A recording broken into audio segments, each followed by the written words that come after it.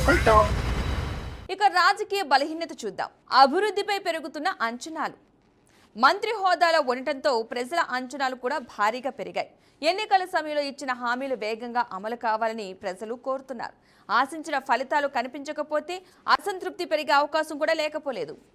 సాగునీటి సమస్యలు ఇంకా పరిష్కారం కాకపోవడం, మక్తల్లో ప్రధాన సమస్యలైన సాగునీటి కొరత, భీమా ప్రాజెక్ట్ పెండింగ్ పనులు, కాలువల అభివృద్ధి వంటి అంశాలు ఇంకా పూర్తి స్థాయిలో పరిష్కారం కాలేదు. ఇది ప్రభుత్వంపై, స్థానిక ప్రజాప్రతినిధులపై ఒత్తిడి పెంచుతోంది.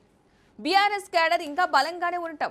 2023లో ఓడిపోయినప్పటికీ బీఆర్ఎస్కు గ్రామీణ స్థాయిలో ఇప్పటికీ బలమైన నెట్వర్క్ ఉంది. ఎన్నికల సమయంలో ఈ కేడర్ తిరిగి చురుకుగా మారితే రాజకీయ పోటీ మరింత కఠినమయ్యే అవకాశం ఉంది. బీజేపీ ప్రభావం పెరుగుతూ ఉండటం. డీకే అరుణ ప్రభావంతో మక్తల ప్రాంతంలో బీజేపీ కూడా క్రమంగా బలపడుతోంది. కాంగ్రెస్ బీఆర్ఎస్ మధ్య ఉన్న సాంప్రదాయ పోరు ఇప్పుడు బీజేపీకి కూడా కీలక పాత్ర పోషించే పరిస్థితి కనిపిస్తోంది. ఉపాధి వలసల సమస్య. నియోజకవర్గ యువతలో పెద్ద సంఖ్యలో ఉపాధి కోసం ముంబై, పూణే వంటి నగరాలకు వలసలు కొనసాగుతున్నాయి. స్థానికంగా ఉపాధి అవకాశాలు పెంచాలనే డిమాండ్ రోజురోజుకి పెరుగుతోంది. భూ వివాదాలు, స్థానిక సమస్యల ప్రభావం. గ్రామీణ ప్రాంతాల్లో భూముల వివాదాలు, రెవెన్యూ సమస్యలు తరచూ రాజకీయ అంశాలుగా మారుతున్నాయి.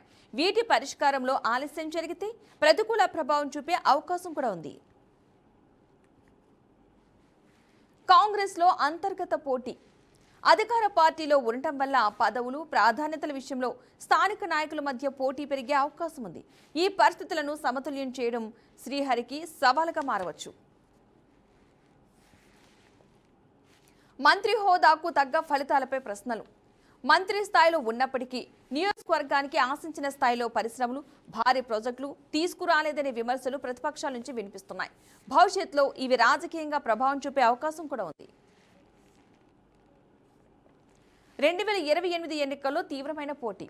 ప్రస్తుత రాజకీయంగా బలంగా కనిపిస్తున్నప్పటికీ వచ్చే ఎన్నికల నాటికి కాంగ్రెస్ వ్యతిరేక ఓట్లు ఏకీకృతమైతే పోటీ కఠినమయ్యే అవకాశం కూడా ఉంది. అభివృద్ధి, సంక్షేమం, రాజకీయ సమీకరణాలను సమర్థంగా నిర్వహించడమే వాకిటి శ్రీహరికి అసలు పరీక్షగా మారనుంది.